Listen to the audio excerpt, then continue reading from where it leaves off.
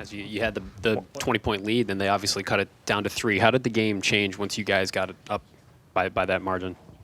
What happened when we got up by 20 is what you're asking? Yeah, you were up 20, and then they cut it to 3. How did you feel the game change once you guys got to that lead?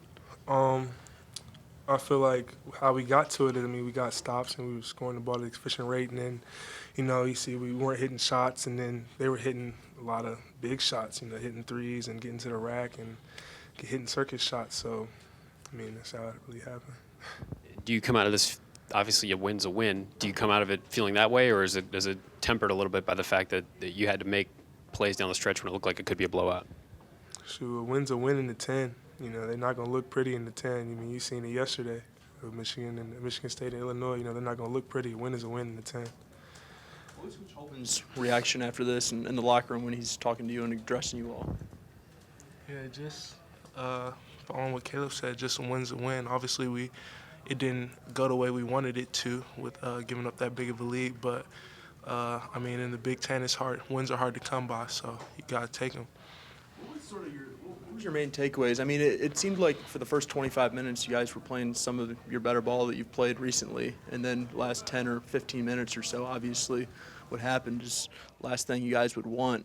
How do you sort of balance those in your head and sort of evaluate what happened out there? Yeah, I think the biggest thing is just trying to put a full 40 minutes together. I think the first 25 minutes we were competing, playing hard.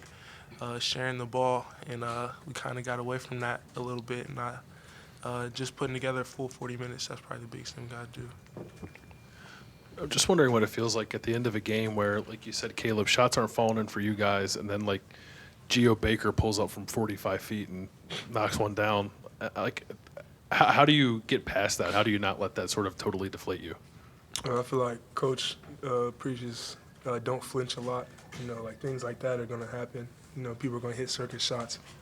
When there's good players on the floor, they're going to hit shots that not many players are going to hit, and then you just got to keep your poise and be able to sit back down on the next end and play defense. You guys have been in close games at home that haven't gone your way, and I know you're not happy that it became close, but once it did get close, how do you feel like you guys responded to that once it got within a couple of possessions? I feel like our older guys, including me and Dre, kind of calmed our group down. Like I said, don't flinch and just stay on the next possession, win the next possession. Luther and Dwayne gave you guys some good minutes today.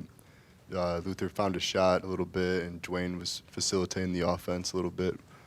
How important were those guys to your win today?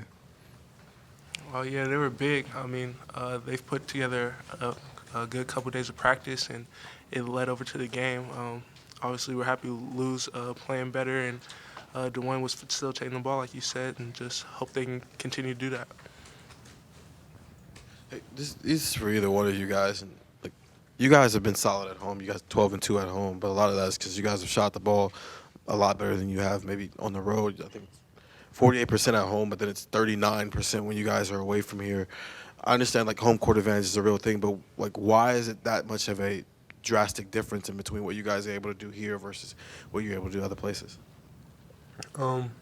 We have the luxury of being able to practice on our main floor for 2 days in a row before games. I feel like that really helps. And, our coaches preach getting shots after practice, and you stand in your home gym, you're seeing the rims, the background is different away. And, at home, you get to practice on that shot a lot and with the same background in the shooter's gym. Andre, we talked after the Wisconsin game about just trying to be the leader and take charge of things after a tough loss like that. What did you do these last couple of days in practice to try to take control of this team and make sure that a tough loss on Sunday didn't become a loss today? Yeah, just expressing that we just got to learn from Sunday's loss and just get rid of it and get ready for Rutgers. And we did a good job of doing that. I think watching the film, we saw where we were messing up, and we corrected it and were able to get it done today. You guys know what your Big Ten record is? 6-7. 6-7. Yeah. Okay. How do you explain the wild disparities in scores, like what happened to Iowa at Purdue? I mean, I know home court advantage, like Steven said, it's 3 points. Like you get beat Penn State by 32 and lose by 14. There's all kinds of scores like that this year in a conference. What do you attribute that to? The 10. I mean, it's the best, obviously the best conference in the country right now. They're talking about putting more than 6, 7 teams in the tournament right now, and you can just see how between the 3 spot and like the 10 spot is all separated by like 3 games. You know, you don't see that a lot around the country. They got the majority of their points off the bench, and some of those guys haven't scored like that this season. Were you guys, I guess, how clued in were you on some of those guys in the scouting report? How much attention do you have to pay to some of the guys that ended up putting up some big numbers on you? Yeah, I think we did a good job on scouting report for the most part. Obviously, I mean, some guys come in and they're going to hit shots you didn't think they were going to hit. So it's just staying poised and just knowing that they're going to hit tough shots and just flush it and move on to the next play. Thanks, guys.